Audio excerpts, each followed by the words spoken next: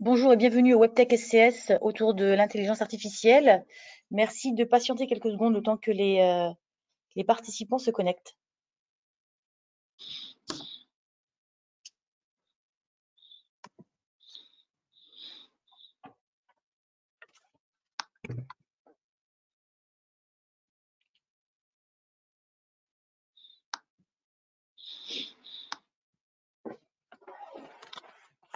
Bonjour et bienvenue au WebTech SCS autour de l'intelligence artificielle avec nos 3 intervenants. On attend le 3e, j'espère qu'il va venir. Merci de patienter quelques secondes. Vous pouvez communiquer via le chat si vous avez des problèmes de connexion ou autre.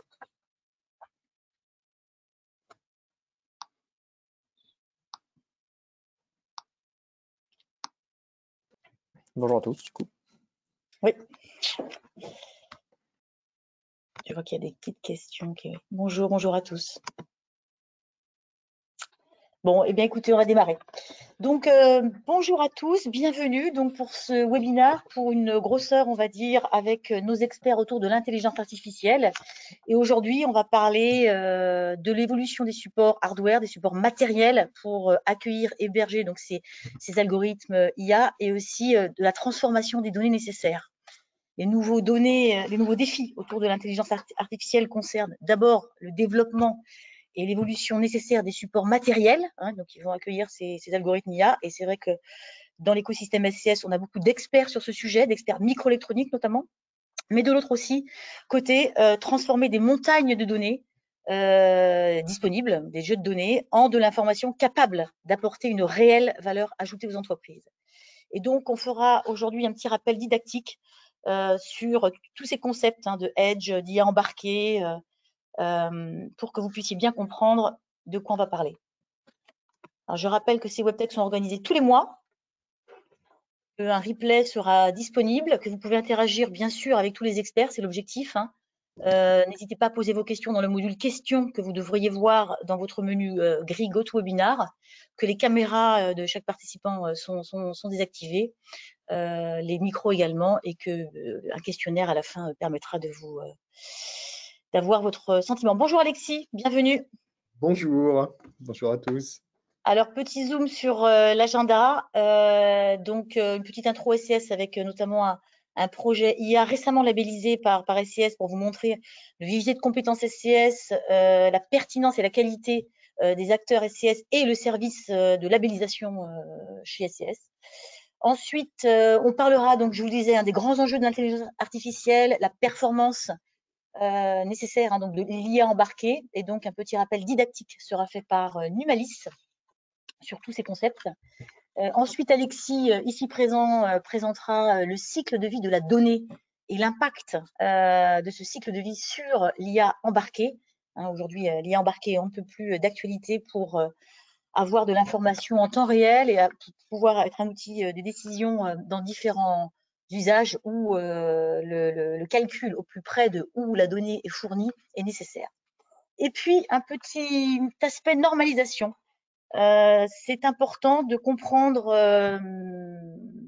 de quoi sont faits les travaux, qui travaille sur ces standardisations de l'intelligence artificielle, à quoi ça sert, et l'impact, notamment, on verra l'impact également de cette normalisation en cours sur les usages avec la gendarmerie nationale.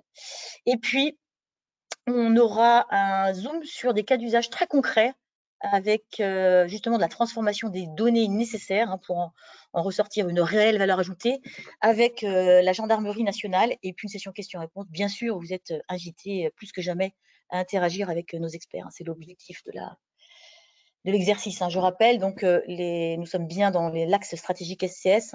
On va parler d'intelligence artificielle, autour également de sécurité intérieure avec la gendarmerie nationale, mais on va également parler de sécurité numérique aujourd'hui. Alors, 3 experts, vous pouvez allumer vos caméras. Donc, Arnaud Yiwalalen, donc le PDG de Numalis, et que d'ailleurs, je rappelle aussi que Numalis est basé à Montpellier, il est chez SCS, il est aussi lauréat des Challenge IA et travaille avec MBDA, donc le grand missilier MBDA sur justement autour de l'open innovation avec de l'IA. Ensuite, le général Patrick Perrault, qui peut aussi allumer mon Bonjour général. Bonjour Fabienne. mon général. Bonjour Patrick. Donc, coordinateur IA et stratégie de la donnée au sein de la Direction générale de la Gendarmerie nationale. Donc, merci d'être avec nous. Je précise Merci. que le général, donc Patrick Perrault, interviendra sans slide. C'est nouveau, mais c'est bien aussi. Hein. L'objectif, c'est de faire une sorte de table ronde. Et d'ailleurs, je vous invite, Alexis, Arnaud et Patrick, à laisser votre caméra, si vous le voulez, pendant tout le long de ce webinaire. Et pourquoi pas, d'ailleurs, aussi, surtout, dans la session questions-réponses. Et puis, Alexis Joly, qui nous rejoint également, directeur de recherche à l'INRIA, membre historique, je dirais, de SCS, qui interviendra justement avec des aspects un peu plus pédagogiques sur la donnée et son cycle de vie. Alors, petit zoom aussi sur un projet, qui mêle IA et sécurité et fraîchement labellisé par SCS et pas que, Safe et Systématique, que vous connaissez également, des pôles de compétitivité partenaires de SCS ont labellisé ce projet, et qui fédère plusieurs partenaires, dont Eurecom, et avec des cas d'usage très concrets pour la RATP, le groupe RATP. Donc l'objectif de ce projet, c'est d'apporter une solution innovante pour améliorer donc l'expérience et la sécurité des usagers des transports et des établissements recevant du public lors de grands événements. Donc c'est vrai que cette solution est très très innovante. De par, je dirais, la problématique qui est bien sûr de gérer des flux, de générer des alertes, de coordonner l'intervention de personnel éventuellement sur place de manière efficace, mais avec la conformité avec la CNIL et la RGPD. Et donc, elle est très, très innovante par rapport à ces sujets-là. Je ne peux pas en dire plus, mais voilà, c'est pour vous montrer en quoi ce type de projet impliquant différents partenaires, je dirais SCS, notamment Eurecom, et très usage, très aval, comme la RATP, peuvent être labellisés par SCS et d'autres projets. Petit zoom aussi sur une récente publication qui peut vous être utile. Tous les trimestres, SCS publie un observatoire du numérique. Et tous les trimestres, on le fait sur une thématique, un axe stratégique de SCS. Et donc, on l'a fait aussi sur l'intelligence artificielle.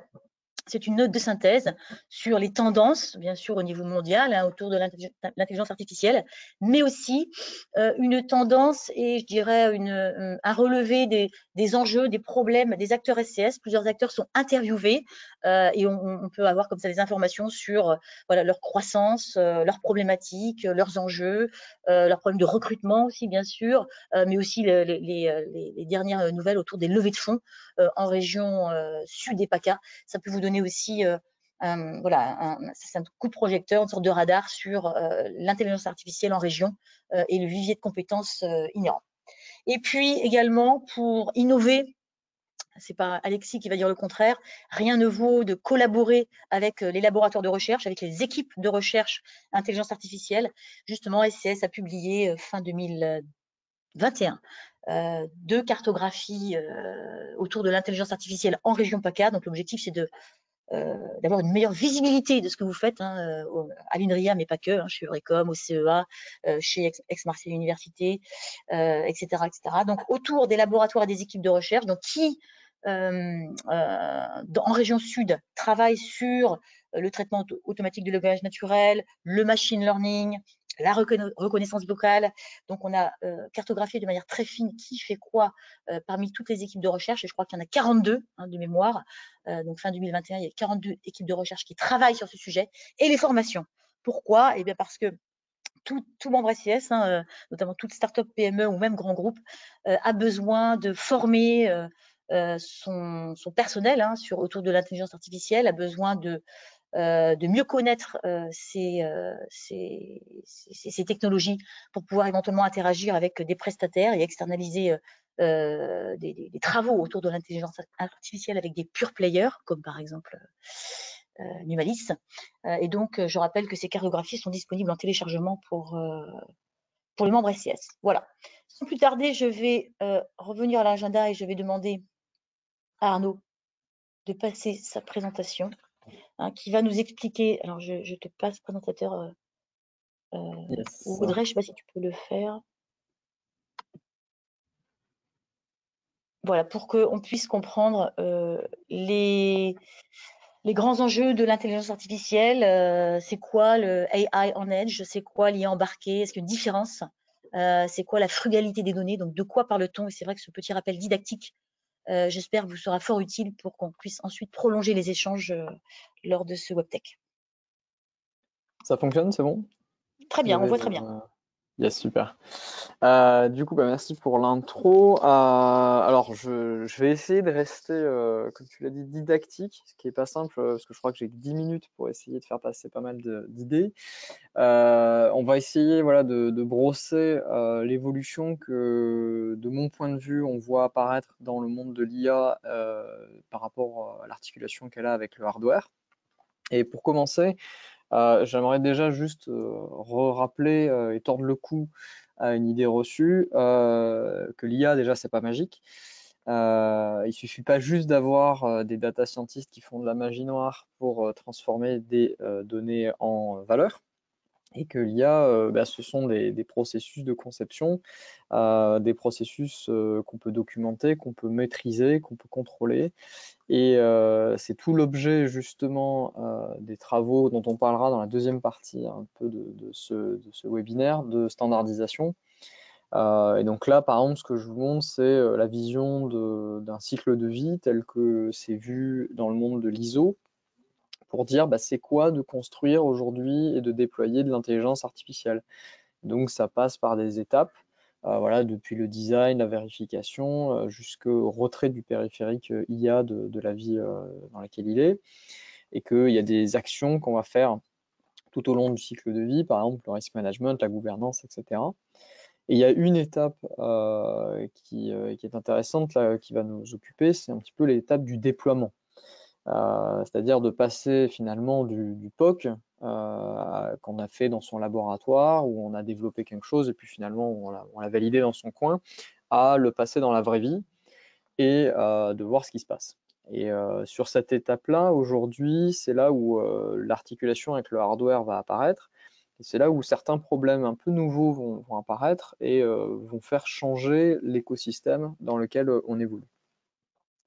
Alors en termes de maturité, quand on regarde à très gros traits finalement comment ça se passe, finalement sur les phases amont, on est plutôt bien équipé.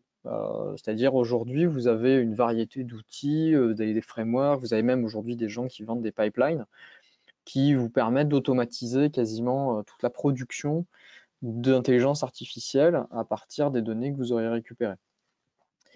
Quand il s'agit maintenant de valider et de vérifier la compliance, les exigences, les requirements, là d'un coup ça commence à être un petit peu plus douteux et dans beaucoup de secteurs finalement on ne sait même pas ce qu'on fait.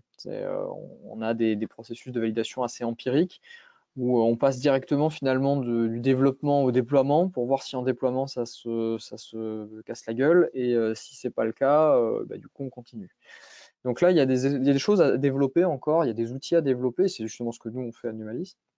Il y a des standards justement qui travaillent sur ces questions-là. Et pareil en déploiement, aujourd'hui quand on dit qu'on va déployer sur des choses un petit peu exotiques de l'intelligence artificielle, on se heurte très vite à des blocages. C'est-à-dire que si on ne veut pas déployer sur une machine de bureau finalement, hein, ou une carte graphique Nvidia ultra bien normalisée, ça peut être un petit peu compliqué. Et plus on veut aller embarquer dans des choses un petit peu contraintes, genre des satellites, des sondes spatiales, des systèmes d'armes, là d'un coup ça devient très très compliqué parce que le hardware n'est pas forcément très bien fait pour ça, quoi. Et je ne parle pas finalement même des dernières étapes, le monitoring en activité du système qui aujourd'hui j'ai l'impression est encore très largement à défricher, y compris la réévaluation à mi-vie et le retrait. Donc aujourd'hui, fabriquer de l'IA, comme je le disais, les phases amont, ça on maîtrise, hein, c'est-à-dire que à partir d'un ensemble de données, vous pouvez, quand vous faites du machine learning en mode un peu supervisé classique, hein, on ne va pas partir dans des choses très exotiques, vous pouvez utiliser toute une série de plateformes, voilà, du Keras, du TensorFlow, du PyTorch, et ça vous pond des modèles entraînés. Bon, pour ça, vous avez besoin d'armées de data scientists pour faire ça quand même de manière correcte, et ça marche plutôt bien. Et en termes d'infrastructure, finalement, on est plutôt pas mal aussi. C'est-à-dire que les données, aujourd'hui, le cloud, ça va, on le connaît. Hein, vous pouvez avoir toutes vos données quelque part sur un cloud Azure, AWS, peu importe, Google Drive. Les plateformes d'entraînement sont en train de se muscler pour pouvoir finalement vous fournir du hardware as a service avec des clusters de cartes graphiques pour fonctionner. Et ça, c'est en train de se développer. Donc, a priori, pareil, ça, l'entraînement, aujourd'hui, il y a ce qu'il faut, même si avec les pénuries de semi-conducteurs, on a pris un petit coup récemment, mais globalement, ça existe. Et pour faire tourner, on a des cartes graphiques, donc on se dit, tout va bien, quoi. Donc, quand on regarde la vision comme ça à gros grains, on se dit, il n'y a pas de souci, quoi. Pour autant, par contre, quand on fait de l'IA, une fois qu'on a fini de l'entraîner, d'un coup, on se rend compte que c'est pas tout à fait pareil. C'est que l'IA, par exemple, quand elle est dans le monde industriel, elle va être connectée via des capteurs à des machines, par exemple. Donc là, je prends, je sais pas, un robot, un bras articulé avec des capteurs. On veut faire de la maintenance prédictive dessus ou je ne sais quoi. Donc on a des senseurs avec, je sais pas, des accéléromètres, des caméras, des lidars, etc., qui produisent des flux de données. Ces flux de données, on est dans le cloud, hein, donc on les envoie à l'autre bout de la planète sur des serveurs et à un moment donné, on va récupérer ces flux de données stockés dans des entrepôts de données à l'autre bout de la planète et on va les faire tourner sur des IA, sur des cartes graphiques qui sont quelque part dans l'infrastructure du client. Alors ça peut marcher jusqu'au moment où on se rend compte que en fait, la croissance de l'IoT va nous faire un gros goulot d'étranglement à un moment donné. C'est quand on regarde les chiffres de la croissance du nombre de périphériques et du nombre de volumes que ces périphériques vont envoyer sur les réseaux, le cloud a beau être grand, à un moment donné, il va un petit peu peiner. Donc, d'autres architectures sont nécessaires. Et donc, la première réponse qu'on peut se dire, c'est finalement, il faudrait peut-être un petit peu repositionner où se trouve l'intelligence de l'intelligence artificielle dans la chaîne. Et donc, on voit apparaître des modèles un petit peu différents où on se dit, à partir du capteur, j'ai un flux de données qui, globalement, vaut pas grand-chose puisque c'est que des données brutes, hein, j'en fais rien, quoi, de tel quel. Si proche du capteur, j'ai un petit boîtier qui embarque des petites IA qui prennent pas trop de place, hein, qui consomment pas trop, je peux filtrer, je peux essayer de retraiter un peu ces flux de données et en faire de l'information. Cette information, elle est plus légère, je peux l'envoyer dans le cloud. Et après, dans le cloud, comme d'habitude, je récupère mes données et je traduis ça en une action qui, elle, est à très haute valeur ajoutée, genre il faut faire telle maintenance à tel moment pour éviter tel problème. Et là, j'agis dans le monde réel. Et donc là, on commence à avoir une architecture qui finalement se rapproche des architectures en fog ou en edge, parce qu'en fait, on décale l'intelligence vers le capteur. Mais on pourrait aller même plus loin. C'est qu'on pourrait carrément imaginer que l'intelligence est dans le capteur. Et donc là, carrément, on imagine que sur des périphériques très petits, on pourrait mettre des IA très petites aussi, parce qu'il faut que ça rentre. Elle produirait directement, au lieu de produire des flux de données, elle produirait directement des informations, encore une fois, qu'on ferait tourner dans la chaîne sur cloud, puis sur GPU pour produire des actions à haute valeur ajoutée, et on interviendrait dans le monde réel. Donc ça, c'est une autre manière aussi de voir la chose. Le problème, évidemment, c'est que les IA telles qu'on les conçoit aujourd'hui, c'est des choses assez grosses. Hein, c'est pas si petit que ça. Quand on prend un modèle qui fait du traitement d'image comme VGG16, donc je vous ai mis l'image du site, en gros c'est 144 millions de paramètres, ça prend 1 gigaoctet en mémoire. Vous voulez rentrer ça directement dans le capteur LIDAR sur la droite, ça rentre pas. C'est pas possible. Il vous faut 1 giga de RAM, vous avez des unités flottantes partout, vous n'avez pas la place, quoi. Alors du coup, il y a deux techniques là. D'un côté, il faudrait avoir des puces dédiées pour faire de l'IA qui savent bien faire tourner des modèles, donc qui soient assez petites et efficaces pour faire tourner les modèles. Et en même temps, il faut réduire les modèles. On ne peut pas se dire qu'on va rentrer des gigaoctets dans un millimètre carré, quoi. Donc il y a deux actions à faire en ce moment qui vont pas forcément être simples. C'est que d'un côté, faire du périphérique dédié, sachant que la techno est encore un peu mouvante, on ne sait pas forcément lesquels faire. Et de l'autre, réduire de l'IA sans tout casser, c'est pas non plus évident. Donc aujourd'hui, quand on regarde en plus les IA, vous entendez souvent parler des problématiques d'adversariaux où il suffit de tweaker un petit peu les entrées et puis pouf, le système il s'effondre, il fait n'importe quoi, il reconnaît plus le panda, il dit que c'est un singe. Enfin, Donc, vous avez sûrement entendu parler de ces choses-là, mais en fait, on ne parle pas non plus du fait que si on change l'architecture sous-jacente, bah, le système aussi il s'effondre. C'est-à-dire que, évidemment, si vous changez un tout petit peu les entrées, le système il fonctionne plus. Si vous changez un tout petit peu l'infrastructure, il fonctionne plus non plus. Donc, il va falloir réfléchir à avoir des processus qui permettront à la fois d'avoir du hardware qui fait le taf, mais en même temps qu'on arrive à transformer nos outils d'IA qui viennent du monde des GPU et tout ça pour que ça rentre sur ce hardware et que ça continue de fonctionner. Parce que si vous le faites de manière un peu brutale, ce qui risque de se passer, c'est qu'en fait, ça va aller bien jusqu'au moment où vous allez valider votre IA, puis quand vous allez l'intégrer, la performance de votre IA, la robustesse de fonctionnement va s'effondrer. Parce que vous l'avez fait un petit peu de manière brutale, et en fait, vous n'avez plus du tout le même comportement que lorsque vous étiez en train de tester votre IA sur votre ordinateur de bureau ou votre cluster de GPU. Donc ce qu'il faut, c'est avant de faire de l'intégration, il faut réfléchir aussi à choisir le bon hardware et retravailler son IA, l'optimiser pour qu'elle rentre dans le hardware que vous voulez et qu'on puisse continuer à garantir qu'elle va fonctionner.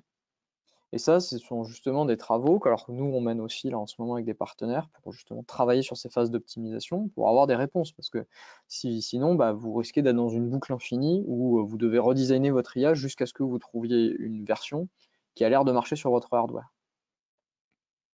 Donc pour finir, et je serai quasiment pile dans les 10 minutes, les perspectives qu'on voit, c'est qu'en fait, l'architecture telle qu'on l'imaginait initialement, il faut un petit peu la revoir. C'est-à-dire qu'il ne faut pas forcément se dire que l'intelligence va être quelque part dans le cloud. Il faut que l'intelligence, elle redescende au plus près des générateurs de données pour limiter les communications et éviter de faire en gros déborder le cloud et se retrouver avec des millions d'informations qui ne servent à rien. Et il faut juste garder que ce qui a de l'intérêt.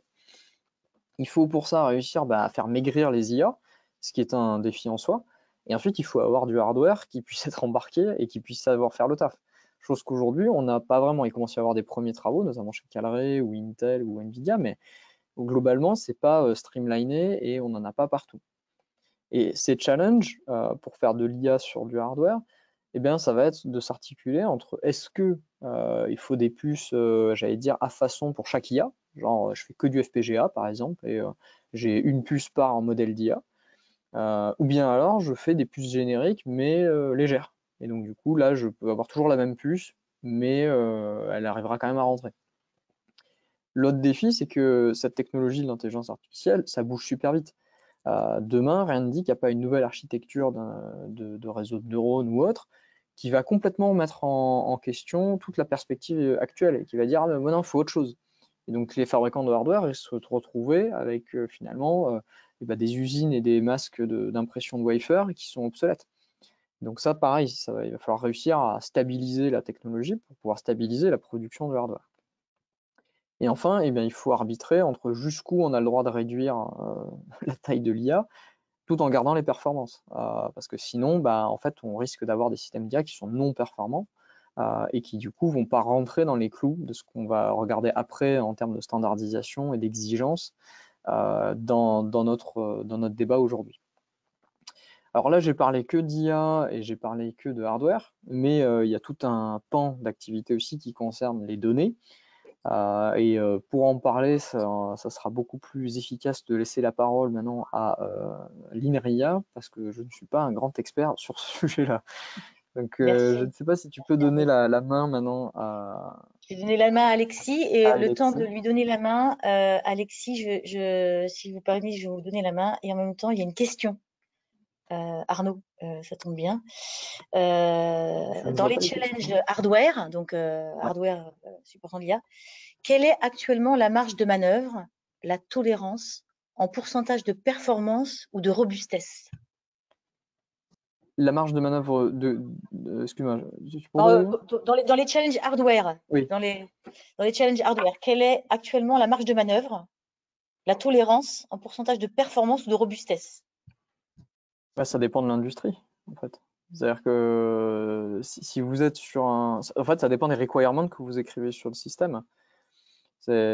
Aujourd'hui, en fait, on peut faire rentrer au sabot d'un réseau de neurones écrit en 64 bits pour le faire tenir sur des opérateurs 5 bits. Par contre, il y a des très grandes chances que la performance s'effondre assez violemment. Donc, au lieu d'avoir une accuracy à 95%, on tombe à 60, quoi. Donc, tout dépend en fait de l'usage qui est visé par le client. Si c'est absolument important que la performance soit maintenue, la tolérance elle est très faible. Et donc il va falloir nécessairement travailler sur du hardware qui se rapproche finalement de ce qui a été utilisé dans l'entraînement.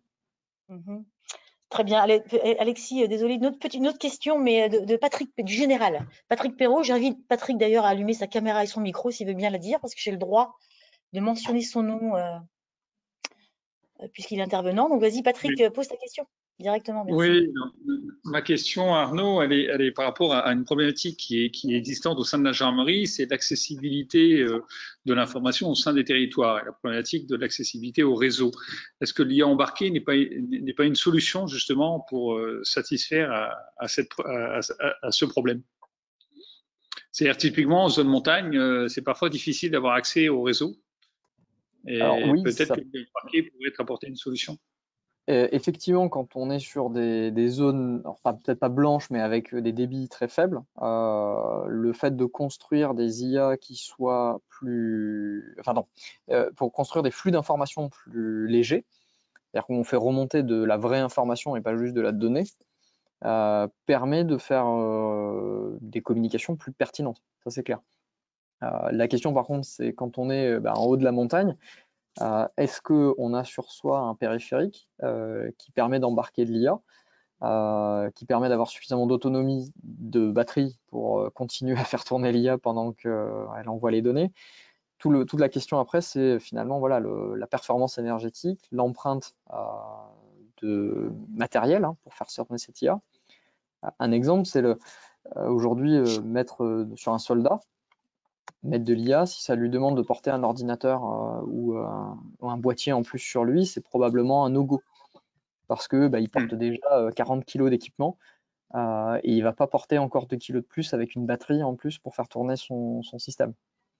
Donc il faut réfléchir à quel impact ça a sur la personne qui détient ce système, quoi. Sauf s'il est équipé d'un exosquelette, mais c'est un autre sujet. Ça, c'est un autre débat. Et peut-être, alors, pour nous, un des sujets, c'est typiquement le secours en montagne, la recherche d'individus suite à une avalanche ou des choses comme ça. Et je pense que là, ça pourrait être utile, effectivement, d'avoir des systèmes moins consommateurs en termes de bande passante et effectivement plus embarqués. Mais typiquement, dans les situations d'urgence, par exemple, quand les réseaux 3G ou 4G tombent, genre il y a un tremblement de terre, où les antennes sont à plat. Typiquement, si on veut construire une situation awareness, je sais pas comment traduire ça en français, une vision commune de ce qui se passe pour que quand les services d'urgence arrivent, puissent avoir accès à qui est en train d'envoyer des signaux d'alerte parce qu'ils sont enterrés sous les décombres. On a besoin d'avoir des informations qui remontent, qui consomment pas trop de bandes passantes, parce que sinon tout le monde va se marcher dessus en fait. Très bien, merci. Merci beaucoup. Laissons la place à Alexis Joly, directeur de recherche à l'INRIA, qui va donc lui aussi nous faire un peu de pédagogie autour du cycle de vie de la donnée et de l'impact sur l'intelligence artificielle embarquée. Bienvenue Alexis. Merci, bonjour à tous. Et donc, pour vous parler de ces problématiques de cycle de vie des données, je vais prendre un exemple qui est PlanteNet, qui est un des logiciels phares développés par l'INRIA et d'autres partenaires académiques qui sont l'INRAE, le CIRAD et l'IRB. Et donc, PlanteNet, c'est un observatoire citoyen de la biodiversité végétale dont l'originalité est de reposer sur de l'intelligence artificielle pour aider les gens à identifier les plantes avec leur téléphone. Et donc, la partie la plus visible, c'est une application mobile que vous pouvez télécharger et qui permet d'identifier les plantes en les prenant en photo. Et donc, c'est une application qui est très utilisée. Le développement a commencé il y a 10 ans et maintenant, il y a plus de 20 millions d'utilisateurs un peu partout dans le monde avec des usages à la fois amateurs et professionnels en écologie, en agriculture, etc. Donc, le cycle de vie des données, qu'est-ce que c'est? C'est un concept un peu générique qui décrit l'enchaînement des étapes de la collecte de données jusqu'à sa réutilisation, en passant par son traitement, son analyse, son stockage, son accès par les utilisateurs. Et donc, on va un peu voir dans la plateforme PlantNet concrètement ce que peuvent être ces différentes étapes, voilà, en guise d'exemple. Donc, voilà un schéma un peu voilà, générique du système d'information PlantNet. Donc au départ, on a un utilisateur qui va photographier une plante, hein, donc ça c'est l'étape de collecte de la donnée. Cette donnée, elle va déjà subir un traitement sur le téléphone lui-même, donc l'image va être retaillée, on va collecter la donnée GPS, on va formater les métadonnées de l'auteur, etc. Et la version actuelle de PlantNet, pour l'instant, celle qui est en production, voilà, on a une version embarquée en bêta, mais donc la version actuelle, le processing se fait dans le cloud, donc sur des serveurs hébergés au CIRAD, et donc l'observation qui a été acquise sur le téléphone va être envoyée sur le serveur et va passer dans un réseau de neurones convolutionnels, donc une technique d'IA qui va permettre de reconnaître l'espèce visible sur cette observation de plante. Voilà. Ensuite, on va stocker cette donnée dans son premier état, donc avec la prédiction de l'IA, les métadonnées, tout ce qu'on a collecté. Ensuite, bien sûr, on va rendre accessibles les résultats de cette analyse à l'utilisateur pour qu'il puisse avoir le résultat de l'identification de la plante et pouvoir éventuellement le confirmer. Et ça va permettre à nouveau de collecter des nouvelles données, puisque les autres utilisateurs et l'observateur lui-même vont pouvoir compléter, corriger, réviser ces déterminations de plantes. Des experts peuvent dire « Ah ben non, je ne suis pas d'accord avec l'IA, moi je pense que c'est plutôt l'espèce B et pas l'espèce A ». Donc on va ainsi collecter à nouveau des données, et donc ça va enrichir à nouveau l'observation avec ces votes humains, ces déterminations humaines. On va, elles aussi, les analyser et les stocker. Hein. On va typiquement faire des algorithmes de vote, d'inférence qui vont prendre une nouvelle décision. Et ces données validées, corrigées, elles vont être réutilisées pour l'entraînement même des modèles, du modèle d'intelligence artificielle. Et donc, celui-ci va gagner petit à petit en performance et en nombre d'espèces couvertes, etc. Et ça continue ainsi. Il y a d'autres, à nouveau, des petits cycles de collecte, voilà, de révision, d'analyse, de stockage, de réutilisation, de collecte, etc. Et puis, il y a une autre forme de réutilisation qui est vraiment la dissémination des données validées et collectées de biodiversité dans d'autres plateformes, des plateformes externes, donc typiquement des portails de biodiversité comme le GBIF ou l'INPN en France, l'Inventaire national du patrimoine naturel. Donc, pour donner un peu l'idée entre ce qui est collecté au départ, voilà, on a à peu près 500 millions d'observations brutes, voilà, juste des gens qui ont pris leur smartphone et qui ont fait une photo avec PlantNet. Donc, comme vous le voyez à gauche, il y a beaucoup de bruit, hein, voilà, il peut y avoir des choses qui n'ont rien à voir avec des plantes. Voilà, et à la fin, une fois qu'on a tous ces process de validation, de filtrage par les IA, par les révisions humaines, etc., on partage environ, pour l'instant, 11 millions d'observations qu'on considère de qualité suffisante pour être diffusées dans les plateformes, les portails de biodiversité internationaux. Voilà. Et actuellement, on est en train de, voilà, on a déjà une version bêta d'une version embarquée de PlantNet. Donc, dans ce cas-là, l'identification des plantes, hein, le modèle d'IA, il va être embarqué sur le téléphone lui-même. Ça va nécessiter d'abord que l'utilisateur télécharge le modèle. Donc, voilà, il va pouvoir télécharger à la fois le modèle et, s'il le souhaite, des images qui représentent les espèces et le nom des espèces, les noms communs, par exemple. Donc, suivant la quantité d'informations qu'il veut avoir en mode embarqué, hein, quand il n'a pas de réseau, il va télécharger plus ou moins de données à l'avance quand il a du réseau. Et donc, une fois qu'il a ces données, il pourra ensuite activer le mode embarqué d'identification et donc pouvoir se servir de PlantNet dans des réseaux où il n'y a aucune connectivité ou une connectivité trop faible pour que l'utilisation soit fluide. Donc, on voit que quand le mode embarqué est activé, hein, on fonctionne sur un cycle qui est uniquement local sur le téléphone, où l'utilisateur va prendre une photo, ça va être reconnu par le modèle d'IA, ça va être stocké dans le stockage local du téléphone et on va fournir les espèces retournées à l'utilisateur. Donc, l'avantage, c'est qu'on peut utiliser PlanteNet où on veut, même quand on n'a pas de réseau. Ça permet aussi de distribuer la charge, finalement, de calcul sur les téléphones des utilisateurs. Et donc, ça peut alléger aussi notre plateforme à nous, hein, les serveurs qu'on maintient nous. Voilà, le défaut, c'est que on a des performances qui sont un peu plus faibles, puisqu'on a un modèle qui n'est pas exactement le même, c'est un modèle qui est compressé pour qu'il prenne moins de place sur les téléphones. Et puis, c'est un modèle qui n'est pas forcément à jour, puisque suivant si la personne a resynchronisé le modèle local ou pas, ça peut être un modèle qui est plus ou moins ancien, et donc qui couvre peut-être moins d'espèces, avec moins d'images d'entraînement, etc.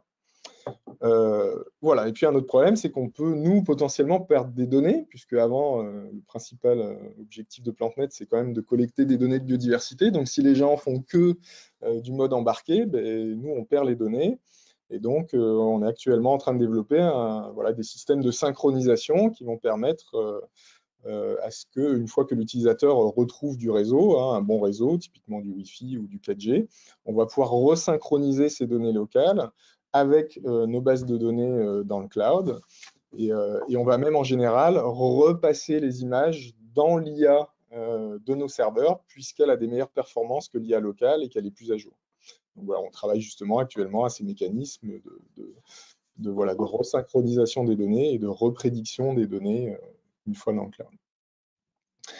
Voilà, écoutez, c'est à peu près ce que j'avais à vous dire, voilà, pour illustrer un peu ces problématiques de cycle de vie des données. Et donc, on voit que le fait de passer en monde embarqué, ça change un peu, ça va casser le cycle, ça va faire à la fois des cycles locaux et qu'il faut resynchroner dans des cycles plus globaux. Donc, ça fait quand même des systèmes qui sont plus complexes à gérer, mais qui offrent une souplesse d'utilisation beaucoup plus grande.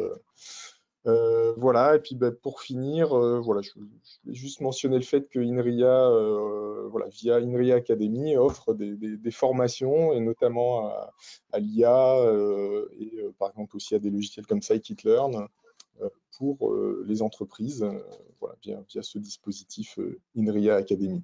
Voilà, et donc, Il y a une date à donner peut-être, Alexis, pour cette formation ou pas encore? Non, je connais pas les dates là. On m'a demandé d'en parler il y a juste 20 minutes. Pour être tout à D'accord, fait ok. honnête. Donc, j'avoue que j'ai pas beaucoup d'informations. Non, mais il n'y a pas de souci, pas de souci. Non, mais de toute façon, on pourra revenir vers les participants connectés s'ils sont intéressés par cette formation de INRIA Academy. Merci en tout cas, Alexis. Je repasse juste l'agenda pour vous donner un petit point où nous en sommes. Donc, on va maintenant attaquer un sujet pas facile, qui est la normalisation de l'intelligence artificielle, avec d'abord, je dirais, un historique et un état de l'art peut-être de tous les travaux sur la normalisation par Numalis, qui va être nécessaire effectivement pour comprendre en quoi c'est utile, à quoi ça sert, et ensuite on ira voir l'impact de cette normalisation, de ces travaux sur les usages de la gendarmerie nationale avec le général Patrick Perrault. Donc, je te passe la parole et le mode présentateur, Arnaud. Il y a une Et question. en même temps, il y a une question, oui, mais je vais la lire et Non, mais te de mets Patrick, je crois. présentateur. Oui, si je peux me permettre une question, Alexis, je suis un grand poseur de questions, mais j'ai trouvé je sais que l'application est extrêmement intéressante et c'est une question qui fera peut-être le lien avec la normalisation, mais qui sort peut-être du sujet des plantes pour être dans le sujet du cycle de la donnée RH. Nous, on se pose beaucoup de questions en matière de cycle de la donnée sur l'aspect archivage, c'est-à-dire c'est pas le stockage. C'est une fois, typiquement, dans le cadre des dossiers des militaires, le militaire part à la retraite, son dossier est archivé jusqu'à un certain nombre d'années, même après sa mort. Et là, il y a des difficultés parce que on a une normalisation sur l'archivage papier que l'archivage numérique ne respecte pas et qu'il va falloir effectivement adapter sur ce sujet. Est-ce que l'archivage doit rentrer dans ce cycle de la donnée? Et de la même façon, en termes de sortie, l'aspect destruction de la donnée. Parce qu'à un moment, il faut que, et c'est un des gros problèmes du numérique, c'est qu'on a l'impression que la donnée, elle est permanente. Et comment on peut effectivement assurer une destruction fiable de la donnée? Ouais. Ah ouais, bah c'est deux très bonnes questions. Donc oui, là j'ai simplifié le stockage, mais on a plusieurs niveaux de stockage. Il y a effectivement des données chaudes et des données d'archives qui typiquement sont celles qui sont plus accédées par les applications ou qui ont été produites une fois. Et voilà, donc on a des stockages moins coûteux et plus pérennes, voilà, des frigos hein, de données qui permettent un peu d'archiver ça. Et donc voilà, et par contre, effectivement, la suppression des données, c'est souvent un problème parce que ça coûte cher de supprimer les données. C'est souvent ce que les gens ne savent pas, c'est que souvent supprimer une entrée dans typiquement des blob stores comme on a pour les images, où on a des centaines de millions d'images, en fait, ouais, souvent faire effacer des choses dans ces bases de données, ça coûte plus cher que de les. Donc nous, souvent, on les efface que quand il y a une demande explicite, effectivement, des utilisateurs qui souhaitent vraiment détruire toutes les données. Mais c'est vrai que sinon, même des données non utilisées, on a tendance à les laisser parce que ça nous coûte plus cher de les trouver, de les identifier et de les effacer. Donc c'est vrai qu'en termes de suppression de données, voilà, les utilisateurs qui souhaitent supprimer leurs données ont fait ce process. Mais par contre, on a aussi plein de données voilà, qui vivent là. On a le droit de les garder parce que les utilisateurs ont signé un agreement, mais c'est vrai que c'est des données non utilisées.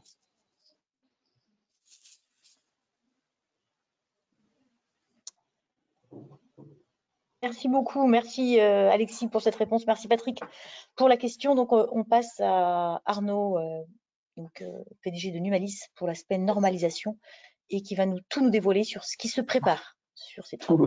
Il y a les mots là. On va essayer de brosser un panorama, mais je ne sais pas s'il sera en très haute définition ou s'il sera juste pixelisé. Donc l'idée, alors ouais, vous l'avez vu dans les présentations précédentes, il y a des processus, il y a des cycles, on essaye d'avoir une démarche, comment dire, qui soit cohérente de bout en bout quand on fait de l'IA et on ne fait pas de la magie noire. Et la standardisation, justement, vient appuyer cette démarche en définissant des bonnes pratiques qu'on peut diffuser dans l'industrie et qui servent pour créer un référentiel commun, en fait. Et alors, aujourd'hui, ces bonnes pratiques, elles se diffusent à travers ce qu'on va appeler la pile technologique, qui constitue en fait le backbone de comment on fait de l'IA. Donc, c'est-à-dire, on part de topologie, donc des briques élémentaires. On part de données, ensuite on fait de l'entraînement, ensuite on fait de la validation et puis ensuite on déploie. Donc ça c'est un petit peu le cycle, voilà, avec à chaque fois des outillages qui vont correspondre. Et ces outillages aujourd'hui, quand on regarde à très gros grains, ce sont principalement des outillages américains qui nous arrivent dessus, que ce soit issus des labos de recherche ou bien des GAFA. Nous, on se positionne quand même un petit peu là-dedans. Mais en tout cas, à chaque étage, on a envie d'avoir une certaine standardisation des actions, histoire d'avoir une cohérence d'ensemble et surtout que les choses soient interopérables.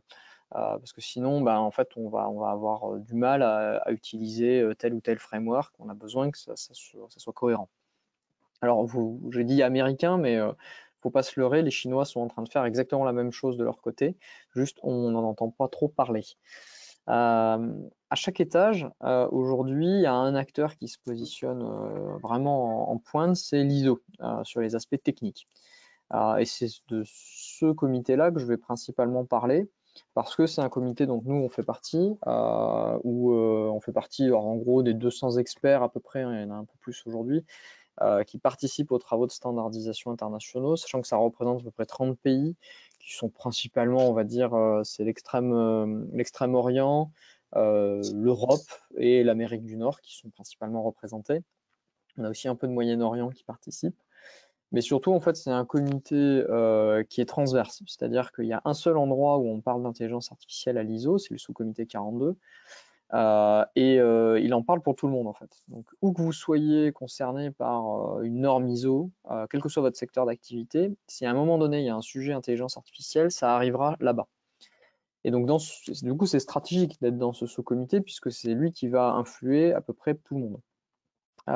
Et donc aujourd'hui ce sous-comité, sans grande surprise, il est dominé très largement par le rapport de force entre les États-Unis et la Chine, qui représente une grosse partie de la délégation qui se rend sur place à chaque plénière. Donc ce sont des comités qui n'ont pas forcément à cœur les intérêts européens dans leurs travaux. Donc c'est pour ça que c'est important d'aller y participer parce que il se passe pas mal de choses dedans. Donc ça, c'est pour vous donner une vision alors parcellaire, malheureusement, parce qu'il y a beaucoup plus de projets que ça en ce moment, mais ça vous montre un petit peu les différents groupes de travail, les working groups, les WG, qu'il y a dans l'ISO, sous comité 42.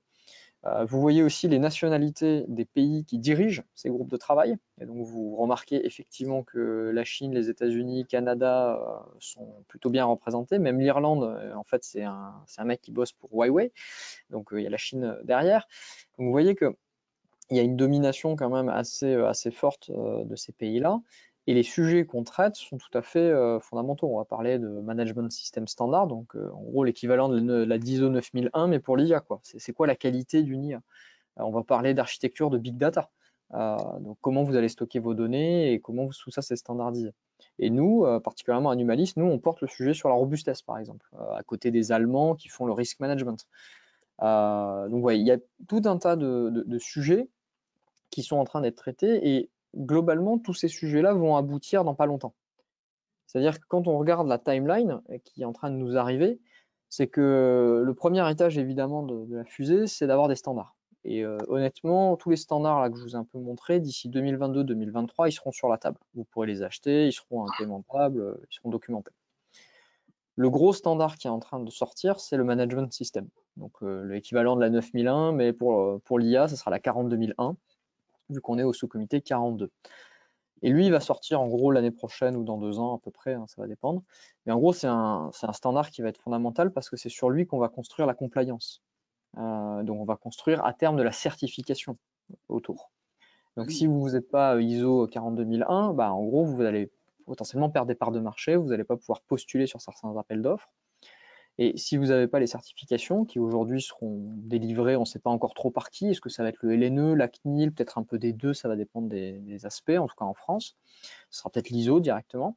Donc il y a encore des acteurs à identifier, mais si vous n'avez pas ces certifications, potentiellement vous serez embêté.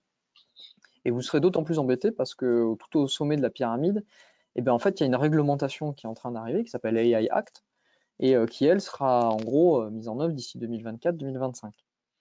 Et les AI Act, c'est en gros un règlement européen, donc c'est la même force qu'un RGPD, si vous voulez, sauf que c'est un RGPD pour l'IA. Et cet AI Act, qu'est-ce qu'il fait? Il dit, on va prendre tous les systèmes sur lesquels vous voulez compter mettre de l'IA, et on va les juger sur la base des risques qu'ils peuvent causer à nos concitoyens en Europe.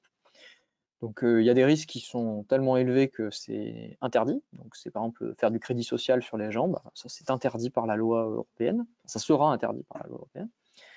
Et après, il y a beaucoup de systèmes qui vont être jugés à haut risque. Par exemple, vous faites de l'IA dans le domaine médical, dans le transport, dans la surveillance, dans la justice, dans le recrutement. En gros, à partir du moment où vous pouvez blesser, discriminer ou carrément tuer quelqu'un par votre système, vous êtes à haut risque. Et là, ça, j'allais dire, c'est nouveau. Parce que discriminer, c'était pas des systèmes critiques à l'époque. Je veux dire, des systèmes de tri de CV, on ne le voyait pas comme des systèmes aussi risqués qu'un avion ou une voiture. Pour autant, au regard de la justice, de la réglementation européenne, ils seront vus de la même manière. Et les exigences seront les mêmes. Donc, il va falloir justifier de manière aussi poussée que votre système ne va pas discriminer contre quelqu'un, qu'il ne va pas tuer quelqu'un sur la route ou dans les airs. Donc là, il y a tout un pan de l'économie qui va, en 2024, se réveiller un petit peu avec une gueule de bois, parce qu'ils vont découvrir que d'un coup, ils sont à haut risque et ils vont devoir adapter leurs IA, enfin, ils vont devoir concevoir leurs IA de telle sorte qu'ils puissent être compliants avec cette réglementation européenne. Parce que ce n'est pas une indication, hein, c'est une loi. Il va falloir être compliant. Donc, il va falloir regarder de près ces histoires de standards. Parce qu'en fait, cette réglementation européenne, les muscles que la Commission va lui donner, ce sont en fait des muscles à base de standards. Donc en gros, ce qui se passe aujourd'hui, c'est que la Commission a dit au CNELEC, qui est l'équivalent de l'ISO européen, et on dit, donnez-moi des standards harmonisés qui vont faire en sorte que si vous les suivez, on va estimer que vous êtes compliante avec la réglementation. Le CNELEC a 2 ans pour faire ça, donc évidemment ils ont paniqué, et ils ont dit, ok, on ne va pas réinventer la roue, qu'est-ce qu'on fait? On va prendre tous les standards techniques qui existent aujourd'hui sur le marché. Et ces standards techniques, ils viennent d'où? Ils viennent de l'ISO. Donc en gros, on importe On tire la ficelle depuis l'ISO, on met cette ficelle dans des standards harmonisés qu'on déploie sur l'industrie, industrie qui va devoir ensuite se mettre en compliance avec les autorités locales de chaque pays, avec les autorités de certif qui vont s'occuper de mettre en œuvre cette AI Act. Donc c'est pour ça que cette standardisation qui pointe le bout de son nez aujourd'hui va être cruciale dans 2 ans, puisque c'est elle qui va vous permettre de vous mettre en compliance. Alors tout ça, ça reste un peu théorique évidemment, et c'est un état des lieux très très rapide. Par contre, les impacts que ça va avoir dans la vraie vie, ça c'est une question cruciale, et pour y répondre, là pour le coup, je laisserai le général Perrault y répondre, qui lui a des cas d'usage bien concrets qui s'inscrivent dans cette problématique de la standardisation et à terme de la réglementation. Merci beaucoup, merci Arnaud pour cet historique et cette alerte sur la nécessité d'être conforme à cette réglementation donc en 2024. Et concrètement, en fait, sur qui pourront s'appuyer des concepteurs d'algorithmes IA pour être en règle avec cette conformité? Il y a toute une industrie qui va naître. C'est-à-dire qu'il va y avoir une industrie de consultants qui vont aider les entreprises, une industrie d'outillage dont nous on fait partie, typiquement Animalis, qui vont fournir des outils pour équiper les ingénieurs pour permettre d'être en conformité. Et ensuite, il va y avoir une industrie de l'audit qui va justement surveiller, contrôler, vérifier les documents de conception et qui vont vérifier que les gens font bien ce qu'ils sont censés faire. Et cette économie, dans 2 ans, elle est là. Aujourd'hui, elle est sur le papier presque. Donc là, il faut se positionner et il faut commencer à se poser la question. Ok, merci. Donc on va passer la parole au général Patrick Perrault sur dans la vraie vie, hein, dans les usages de la gendarmerie nationale et de la sécurité intérieure. Quel est l'impact de cette normalisation? Alors, dans la vraie vie, mais ce que j'ai entendu de la part d'Arnaud et d'Alexis montre qu'ils sont aussi dans la vraie vie, puisque les sujets qu'on a sont aussi des sujets connexes et j'ai entendu des choses qui résonnent positivement par rapport à tout ce qu'on essaye de mettre en place. Alors, peut-être donc d'abord sur les enjeux de normalisation, je trouve que Arnaud l'a très bien dit, c'est un enjeu de souveraineté, la normalisation. Aujourd'hui, on a 2 grandes nations, les États-Unis et la Chine, et l'Europe essaye d'y trouver sa place. Elle l'a très bien fait avec le RGPD pour les données. Il faut qu'elle réussisse à le faire pour l'IA. Mais il y a un enjeu derrière tout ça, c'est que ne s'agit pas de brider l'innovation, il ne s'agit pas de décourager l'industrie, il ne s'agit pas que nos entreprises aillent sur d'autres territoires pour effectivement développer leurs outils. Parce que l'IA, c'est une matière particulièrement complexe. Et quand on parle de normalisation, on pense universalité. L'IA, on oublie de dire, c'est d'abord une application extrêmement spécialisée. C'est pas quelque chose de très universel, l'IA. Et c'est vrai qu'on a tendance à beaucoup parler de déploiement, mais l'IA répond à une tâche très parfaitement définie. Et cette tâche, il faut vraiment la définir. Et d'ailleurs, ce que disait tout à l'heure Arnaud, hein, sur l'IA embarquée, si on veut être sur la minimisation de la donnée, plus on définira l'IA, plus on arrivera à exploiter peut-être moins de données et être un petit peu moins sur les architectures de big data. Alors, la normalisation, elle interroge aussi. On travaille, il travaille sur les questions d'architecture de big data. On peut faire de l'IA sans big data. Donc, on n'a pas forcément besoin d'un système big data normalisé pour faire de l'IA. Et la normalisation, c'est un enjeu de souveraineté, mais c'est aussi un enjeu crucial et important parce que derrière, c'est quoi? C'est la confiance dans les systèmes. Et on a besoin d'avoir confiance dans des systèmes, notamment d'intelligence artificielle, qui interrogent, qui posent question au niveau sociétal. On a l'exemple évidemment du crédit social en Chine, mais je sais que ce système de scoring, l'Italie l'envisage aussi pour d'autres cas d'usage au niveau de la ville de Bologne. Donc on a, même en Europe, des possibilités effectivement d'appliquer ce type de système. Ce ne sont pas des systèmes de sécurité à proprement parler, c'est plutôt un choix politique. Et la normalisation, c'est aussi un enjeu de robustesse de nos systèmes, de réplicabilité. des réponses des systèmes, c'est-à-dire quand on a un système qui apporte une hypothèse, il s'agit de savoir si effectivement, si on fait rejouer le scénario, si le résultat est le même. Et il ne s'agit pas que le résultat dérive à chaque nouvelle utilisation du système. Alors, ne pas brider l'innovation. J'étais il y a peu de temps à l'étranger, à Dubaï, et il y a peu d'entreprises françaises sur Dubaï, il y en a quelques-unes, mais on se rend compte que pour l'intelligence artificielle, c'est extrêmement intéressant parce qu'il y a très peu de contraintes en réalité. Et ce qui va être important en matière de normalisation, et Arnaud a parlé de l'AI Act, sur lequel on travaille également, c'est de pouvoir apporter aux entreprises comme aux organisations étatiques, aux institutions étatiques françaises et européennes, des possibilités d'expérimentation. Parce que si on veut tester les limites des systèmes, il faut pouvoir les expérimenter. Alors moi, je veux bien qu'on dise que l'IA ne doit pas être discriminante, mais par définition, elle l'est. C'est sa raison d'être. Quand on essaye de discriminer un chat d'un chien, eh bien, il faut se baser sur des méthodes mathématiques de discrimination. Donc, il y a le caractère discriminatoire d'un algorithme. Et quand je dis d'un algorithme, c'est plutôt un niveau de performance qui n'est pas forcément satisfaisant.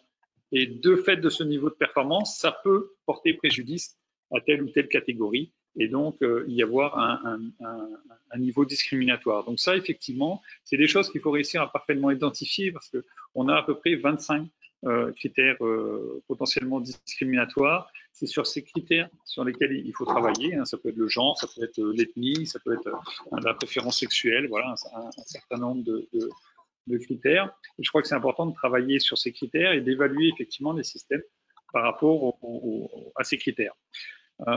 J'évoquais hier avec une société française importante dans le domaine de l'identité numérique sur la nécessité de rendre les algorithmes équitables. Alors, il faut veiller quand même à ce que la performance ne décroît pas trop significativement. On prenait l'exemple dans le champ médical où on a une détection d'une maladie grave chez les hommes qui est, avec un système d'IA performant à 96% et chez les femmes à 90%. Et on se dit, maintenant, c'est pas équitable parce que c'est moins performant pour la catégorie féminine. Donc, on va rendre quelque chose équitable qui sera peut-être performant à 80%. Donc, la question est, quel système on utilise? Est-ce qu'on utilise un système qui n'est pas équitable ou est-ce qu'on utilise le système équitable qui est moins performant? Donc, c'est pas un problème qui est simple à résoudre, c'est un problème qui nécessite effectivement d'avoir une vraie connaissance de ce qu'est l'intelligence artificielle et de l'évolution des performances de ces systèmes. Un mot sur l'AI Act. Il n'est pas sans conséquence, comme l'a dit Arnaud. Nous, on travaille beaucoup sur en fait, ça repose sur quoi? Ça repose sur les usages. Et à chaque usage, on associe un risque, comme ça a été visualisé sur la pyramide qu'a présenté Arnaud. Mais établir un projet de réglementation sur les usages, ça veut d'emblée dire qu'il y a certains usages qu'on n'aura pas dans la réglementation. Aujourd'hui, le projet de réglementation ne parle pas du tout des métavers. Je pense que c'est un sujet qui va bientôt nous impacter. On parle du médical, mais on ne parle pas des robots chirurgicaux. Moi, demain, quand j'aurai un robot chirurgical qui va venir m'opérer, si je ne suis pas totalement endormi, il y a peut-être une question de vie qui se pose. Donc, où est le projet de réglementation européen sur ce sujet? Et on sent bien qu'il y a un focus avec cette crainte d'un crédit social, en fait, d'un système de scoring, de surveillance de la population qui arriverait. Mais je crois qu'il faut se poser la question d'une vision plus globale des applications d'intelligence artificielle. Et si je prends l'exemple du code de la route, hein, c'est quelque chose qu'on connaît. On respecte le code de la route, en tout cas, si on ne le respecte pas, on prend le risque d'une infraction. Mais ce code de la route ne fonctionne pas sur les usages et sur les risques associés aux usages. C'est-à-dire si je fais un parcours de 20 km ou si je fais un parcours de 1000 km, la réglementation est la même. Les panneaux stop sont les mêmes, les régulations de vitesse sont les mêmes. Donc, il faut peut-être se poser la question, est-ce que ça a été pris sous le bon angle? Alors, ça va être compliqué maintenant de changer l'angle, mais on doit quand même s'interroger sur les usages à venir de l'intelligence artificielle, parce qu'en réalité, il y a une course à qui sortira le premier son projet de réglementation européen. Donc là, il faut aussi, je pense, être lucide et surtout veiller à ce que nos entreprises, nos fleurons, ne soient pas totalement contraints et partent à l'étranger, soit soit rachetés par des sociétés étrangères par rapport aux travaux qu'ils développent. Et un dernier point que je voudrais évoquer sur la question de la normalisation, on se pose la question, moi je promeux beaucoup de développement en interne. Ça ne veut pas dire qu'on n'achète pas de solutions, hein, mais je promeux beaucoup le développement en interne en matière d'intelligence artificielle parce qu'il nous faut comprendre mathématiquement sur quoi reposent les systèmes. Et c'est marrant parce que enfin c'est marrant, c'est étonnant dans ce que disait Arnaud. Par rapport au hardware, je retrouvais la problématique mathématique de la malédiction de la dimensionnalité. Elle a été soulevée d'un point de vue mathématique, où les algorithmes partaient un peu dans tous les sens dès lors que la dimension devenait trop importante. Et là, on sent qu'aujourd'hui, ce problème résolu par le deep learning, il trouve un écho dans le hardware, où là, les dimensions chutent effectivement si on a une dimension trop importante. Donc, je crois que il y a une vraie nécessité à comprendre mathématiquement comment fonctionnent ces outils. Et donc, la question que je me pose par rapport au système normalisé, c'est si j'achète un système normalisé, est-ce que je l'utilise comme une boîte noire? Et ça me dérange parce que on ne doit pas forcément, même si le système est normalisé, il sera normalisé pour un certain nombre d'années, hein, parce que je pense que normalisation veut dire accréditation. Accréditation veut dire une temporalité qui sera renouvelée. Mais toujours est-il que avec cette société d'identité numérique, on parlait des systèmes de reconnaissance faciale, chaque année, ils participent à des concours internationaux en matière de reconnaissance faciale. Avec les mêmes bases de données, ils ont des résultats qui sont bien plus performants d'année en année. Mon système normalisé que j'achète en 2022, qui est normalisé jusqu'en 2027, peut-être 5 ans, je ne sais pas la durée qui sera choisie, eh ben, il sera déjà plus au niveau de performance qu'on peut escompter en matière de reconnaissance faciale, si c'est l'utilisation que j'en fais. Donc il y a tous ces enjeux là autour de la normalisation, et tout ça ne veut pas dire que c'est pas essentiel et important, hein. Comme je le disais, c'est un vrai enjeu de souveraineté, c'est un vrai enjeu de rétablissement de confiance pour la population. Donc je crois qu'il ne faut pas négliger cet aspect de normalisation, mais il faut y avancer en connaissance et avoir vraiment une vision aussi mathématique applicative des systèmes. Alors je vais revenir un peu sur les applications concrètes, et je vais partir du projet de réglementation européen, les AI Act. En prenant l'exemple des deepfakes, on travaille beaucoup sur la problématique de l'authentification de l'information, et notamment des deepfakes. Aujourd'hui, la création de deepfakes n'est pas une application à haut risque. La détection des deepfakes est une application à haut risque. Donc aujourd'hui, vous voulez truquer une information, vous pouvez le faire aisément, sans vraiment de difficulté, sans avoir à vous justifier, sans avoir à poser les questions de transparence ou d'explicabilité de vos algorithmes. Et ce qui est intéressant pour la délinquance et la criminalité organisée, c'est que tout ça est largement accessible sur le net. Parce qu'aujourd'hui, on a des outils sur le net qui nous permettent de faire des deepfakes assez aisément. Par contre, nous, si on veut détecter le deepfake, on est considéré comme application à haut risque.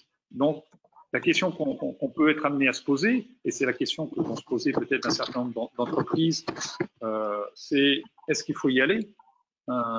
Si on a plus de contraintes qu'on a d'intérêt, est-ce qu'il faut y aller? Ou est-ce qu'il faut se dire, mais écoutez, j'utilise pas l'intelligence artificielle, il y a beaucoup trop de contraintes, et en plus, je prends le risque de me mettre en marge de la réglementation européenne. Donc, plutôt que de le faire, je vais essayer d'utiliser des méthodes manuelles, visuelles, de détection des deepfakes, mais je ne vous cache pas que le niveau de performance va largement dégradé. On parle aussi on travaille également, alors les deepfakes, je vais vous prendre un exemple de délinquance des deepfakes. Je ne sais pas si vous connaissez les faux ordres de virement, mais c'est ce qu'on appelle l'arnaque au président. C'est-à-dire que c'est des escrocs qui appellent un service comptable dans une entreprise et qui demandent un transfert de fonds et se font passer par le président ou le directeur, le terme d'arnaque au président, qui serait en déplacement dans un pays et qui n'aurait pas accès à ses comptes pour faire le transfert. Et c'est quelque chose qui marche, c'est-à-dire que c'est une délinquance plutôt organisée, de la criminalité organisée, mais c'est une délinquance plurielle qui a pour but de toucher énormément de cibles. Et parmi l'ensemble des cibles, certaines tombent dans le piège et effectivement font les transferts d'argent. Demain, avec les deep pay, vous êtes capable d'imposter la voix, d'imposter le visage d'un directeur ou d'un président de société, et vous envoyez ça sur le smartphone du comptable, et il aura du mal à penser que ce n'est pas vrai. Donc, je pense que le niveau de performance de ces faiseurs de virements devrait être croissant dans les années à venir. Donc, ce travail sur la réglementation, il faut vraiment que ça ne génère pas une asymétrie entre les capacités des délinquants et la capacité des forces de l'ordre pour faire face à l'émergence de cette délinquance de plus en plus sophistiquée. On travaille aussi sur les questions d'analyse prédictive de la délinquance. Alors, l'analyse prédictive de la délinquance, c'est une exploitation de la donnée, de faits. On ne s'intéresse pas du tout aux personnes. On est sur les faits de cambriolage, les faits de violence intrafamiliale, les interventions de la gendarmerie de façon à être prépositionnés au plus près des événements et, si possible, les prévenir par notre visibilité. Et là aussi, on parlait de transformation de l'activité par les données, c'est une vraie transformation de notre activité. C'est-à-dire que nous, force de gendarmerie, on est plutôt très bon sur le domaine de la réaction. Il y a un événement, on est capable de réagir face à l'événement. Grâce à l'IA et cette approche par l'analyse prédictive, on est capable d'être en proaction. Ça ne veut pas dire qu'on va faire de la préemption, on ne va pas contrôler un individu parce qu'il est dans une zone à risque. On va simplement être en visibilité et c'est pas parce qu'il aura un casier judiciaire, parce qu'on ne connaît pas avant de le contrôler.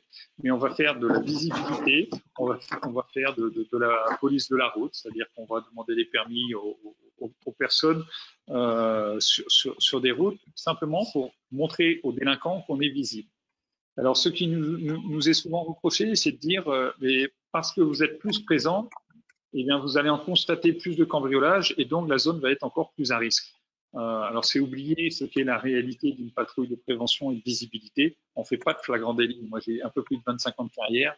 C'est très rare les flagrants délits qu'on fait dans ce type d'opération. Les flagrants délits, on les fait dans le cadre judiciaire, quand on a des filatures, quand on a des écoutes téléphoniques, quand on a ce genre de choses, parce qu'on sait ce qui va arriver.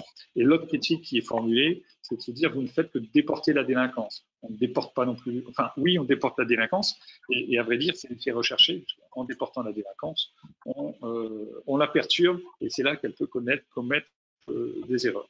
Donc, avec ce type d'application, on est vraiment sur une exploitation de la donnée pour changer nos processus, nos métiers, et on est très loin de fantasmes Minority Report, et même d'une application commerciale comme PredPol, parce que là encore, c'est développé chez nous, on en a complètement la maîtrise.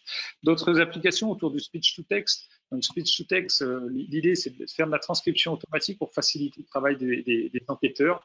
Là aussi, c'est extrêmement fastidieux quand vous avez des écoutes téléphoniques que vous devez retranscrire.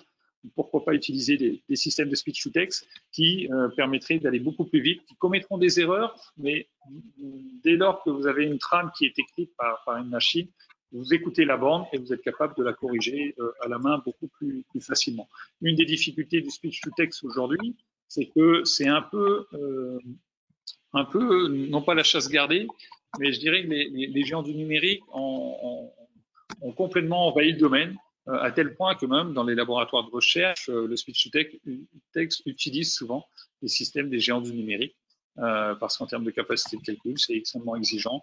Donc, là aussi, ça pose des problèmes de souveraineté potentiellement. On s'empêche pas de s'intéresser, je le dis comme ça, à l'analyse de comportements atypiques et non pas de comportements anormaux. Là aussi, c'est quelque chose qui est mal compris. Quand on parle de comportements atypiques, on nous rétorque souvent qu'il y a un jugement moral sur le comportement d'un individu. Il n'y a pas du tout de jugement moral, c'est simplement qu'on a un outlier, une valeur aberrante par rapport aux valeurs les plus habituelles. Et donc, il y a une levée de doute humaine qui est faite derrière. Donc ces aspects-là peuvent également nous aider pour détecter des alarmes. On va bientôt avoir les Jeux Olympiques sur le territoire. Je crois qu'il va être temps de se mettre en ordre de bataille sur ce sujet. Un autre outil qui exploite la donnée et l'intelligence artificielle qui facilitera et qui facilite en partie aujourd'hui le travail des gendarmes, c'est la classification automatique de support, que ce soit notamment de l'image. Je prends souvent l'exemple de la pédopornographie, où on a des gendarmes qui sont extrêmement exposés à classer des images pédopornographiques. Pourquoi pas avoir un outil automatique capable de le faire? Ça protégerait le gendarme et ce serait, je suis sûr, beaucoup plus performant en termes de célérité et peut-être en termes de classification, avec de toute façon toujours une marge d'erreur et une marge de doute. On pourrait avoir une classe où le doute serait fort. Typiquement, un jeune homme ou une jeune femme entre 15 et 20 ans, parfois c'est difficile de dire si c'est pédopornographique ou pas. Enfin, quand c'est un peu plus jeune. Voilà, on travaille aussi sur les problèmes de fouille de texte, de recherche de mots-clés dans des textes, de synthèse de texte. La synthèse de texte, c'est effectivement être capable de faire un résumé automatique. Ça, on peut l'utiliser dans le domaine de la communication en interne chez nous, mais ça peut être aussi dans la synthèse de procédures judiciaires, ça peut être dans la synthèse de documents plus liés au domaine du renseignement. Donc là aussi, on a un gain de temps phénoménal si on utilise des outils automatiques basés sur de l'intelligence artificielle. J'oublie pas tout ce qui est amélioration d'image, notamment en utilisant les réseaux génératifs adverses, où on peut largement améliorer la résolution d'une image. À une époque, moi, je travaillais sur des techniques de super résolution. Aujourd'hui, ces techniques sont dépassées par ces méthodes de réseau génératif adverse, où effectivement, on accroît la résolution de l'image de façon assez étonnante pour avoir identifier une plaque d'immatriculation, identifier un visage. Donc on a le champ de l'exploitation de l'intelligence artificielle dans le domaine de la sécurité. Je ne vais pas dire qu'il est infini, mais pas loin. Et c'est tout ce qui en fait son intérêt. Et donc pour revenir sur le sujet de normalisation, de standardisation, je pense qu'il ne faut pas que ça bride l'innovation. Il ne faut pas que ça génère, comme je le disais, une asymétrie entre les possibilités offertes aux délinquants et ce que nous, forces de sécurité, on peut apporter comme protection aux citoyens, parce que il s'agit de bien avoir conscience aussi que on parle souvent de la protection des libertés individuelles, mais c'est une préoccupation constante chez nous, ce point d'équilibre entre la protection collective de la population et la liberté individuelle des individus. L'enjeu juridique n'est même pas une question pour nous, on le respecte. Il est à distinguer de l'enjeu éthique. Et lui, on a sorti notre charte éthique il y a peu de temps, où là, effectivement, on retrouve cette idée de confiance qui est au milieu. Mais on la met au milieu parce que la confiance, on ne va pas travailler dessus. Ce qu'on souhaite, c'est que la confiance immerge de ce sur quoi on va travailler. Et ce sur quoi on va travailler, c'est des notions qui ont été déjà évoquées. C'est la notion de responsabilité, de loyauté, de transparence, de connaissance de nos systèmes et de respect d'un certain nombre de critères et des critères de normalisation. S'ils devaient aboutir, en tout cas, ils aboutiront dans un certain nombre de sujets, c'est très bien, et effectivement, on respectera l'ensemble de ces critères. Voilà, j'espère ne pas avoir débordé mon temps de parole, Fabienne. Non, c'est très bien, merci. Merci beaucoup, Patrick. Peut-être quand même une réaction de la part, bien sûr, de Arnaud et Alexis, peut-être à tout ce qui a été, voilà, tous les domaines d'application de l'intelligence artificielle évoqués par le général Patrick Perrault, et puis peut-être aussi des participants connectés. Est-ce que ça vous fait réagir, ces différents cas d'usage? Arnaud? Oui. Ouais, ce que ça évoque, en fait, c'est bon, la réglementation européenne, effectivement, est très imparfaite. Là où elle peut être, par contre, intéressante, c'est qu'il y a des mécanismes d'update, en fait, de cette réglementation via des comités. Alors, j'ai plus le nom en tête, mais c'est des comités qui vont régulièrement, en fait, servir un petit peu de jurisprudence, quoi. C'est-à-dire pour réévaluer une situation, pour réévaluer un cas d'usage, pour réévaluer. Et donc, ça va être super intéressant de voir qui on peut mettre dans ces comités pour justement créer une sorte de jurisprudence qui colle avec la réalité et pas mettre des gens trop déconnectés de la réalité de l'économie pour justement avoir une articulation qui fonctionne, quoi. Et j'ajouterai un point, le champ de la sécurité nationale, donc nos services secrets pour vulgariser l'appellation, et le champ des armées est exclu du projet de réglementation européen. Oui. Je pense que certaines des applications du champ de la sécurité intérieure, qui n'est pas le même que le champ de la sûreté nationale, la sécurité nationale, pourraient également être sorties du projet de réglementation. Ça permettrait peut-être de simplifier quelques discussions qu'on a en ce moment qui sont sujets à débat. Alors, une autre question, peut-être pour Arnaud, concernant la normalisation. Je crois qu'il voulait intervenir. Ah, pardon. Ok. Oui, ouais, juste avant, je voulais juste rebondir un peu sur le début de la présentation de Patrick, peut-être sur les notions d'incertitude. Donc, effectivement, les IA, les algos progressent, donc ils n'ont pas les mêmes performances au fur et à mesure des versions, etc. Et donc ces problèmes d'incertitude, on travaille beaucoup dessus au niveau recherche. Hein. C'est vraiment quantifier l'incertitude, ce qu'on essaie de faire. Et donc, finalement, l'incertitude devient elle-même une donnée. Donc, l'exemple simple, c'est les scores de confiance, hein, comme on a dans PlantNet, ça donne une probabilité de succès de l'algorithme. Mais toutes ces notions d'incertitude, voilà, de quantifier la confiance qu'a l'algorithme dans sa détection, c'est des choses sur lesquelles il faut travailler à la fois mathématiquement, mais aussi sur les standards. C'est-à-dire qu'il faut que les standards eux-mêmes intègrent cette quantification de l'incertitude. Je crois que c'est important. Et puis aussi l'aspect rupture, c'est-à-dire qu'on voit que dans l'IA, il y a eu des périodes de rupture. Le concours ImageNet en 2012 a montré l'apport du deep learning. On a eu un saut quantitatif, de performance quantitative extrêmement important.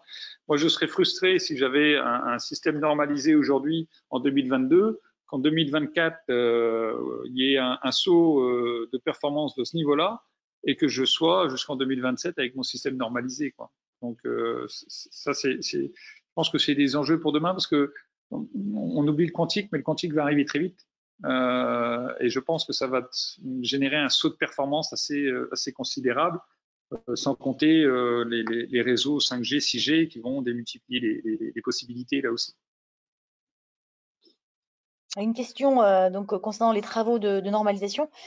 Est-il possible de consulter les travaux préliminaires du WG42, donc du Working Group 42, pour se préparer aux futurs standards qui vont régir l'intelligence artificielle? Peut-être rappeler aussi ce que WG42, quel est le thème et alors c'est le sous-comité 42, c'est le SC 42. Et dedans, il y a des working groups, 3, 4, mais c'est le sous-comité 42. Donc oui, c'est possible sous réserve que vous passiez par l'AFNOR, parce que on est en France et donc notre porte d'entrée pour l'ISO, c'est l'AFNOR. Et donc en rejoignant la commission de normalisation de l'intelligence artificielle de l'AFNOR, vous pouvez ensuite être mandaté comme expert pour accéder aux documentations à l'ISO. Cette commission, alors en France, si vous êtes une PME de souvenirs, c'est gratuit. Si par contre vous êtes une ETI ou un grand groupe ou une université ou etc., il y a une grille tarifaire que je n'ai pas en tête parce que je ne travaille pas à l'AFNOR, mais en tout cas, ils seront ravis de vous l'envoyer. Ok, merci beaucoup. D'autres réactions? Non? Bon, il ne me reste plus qu'à vous remercier vivement. Je vais faire une petite photo de l'écran. Et voilà, je vous donne rendez-vous le 3 juin pour le prochain WebTech, qui traitera également de réglementation, mais autour de la santé, hein, et notamment de la e-santé. Donc, quels sont les enjeux réglementaires de l'accès au marché français, et notamment pour tous les fabricants et acteurs des dispositifs médicaux. Comment puis-je accéder au remboursement, comment dois-je faire pour accéder à l'espace numérique santé. Donc tous ces enjeux réglementaires qui vont également exiger une conformité dans les prochains mois. Voilà, ça sera traité par 2 experts du sujet le 3 juin, même heure, 11h. Et même lieu, GoToWebinar bien sûr. Et puis aussi une prochaine rencontre présentielle, la rencontre logistique durable et commerce connecté. Donc comment l'intelligence artificielle bien sûr, mais également les technologies d'IoT vont permettre de révolutionner, bouleverser ce marché, lui aussi très très réglementé, qui est la logistique. Et donc on va traiter de logistique urbaine, de digitalisation de la supply chain, de contrôle sur les territoires, notamment les métropoles, des zones à faible émission. Voilà, donc tous ces enjeux qui concernent des logisticiens, des transporteurs, des livreurs aussi, hein, bien sûr, et la transition écologique, bien sûr, comme objectif in fine. Donc, ce sera traité le 13 juin et ce sera sur le nouveau site magnifique d'ailleurs de la Poste à Colbert, à Marseille. Et j'ai une autre question avant de nous quitter. Non, c'était simplement un grand merci pour la qualité des interventions. Donc, bravo, messieurs. Encore merci. Je vous souhaite une bonne journée et je rappelle que ce webinaire sera en replay dans quelques jours. Merci à tous. Merci. Merci à tous. Au revoir. Au revoir. Au revoir.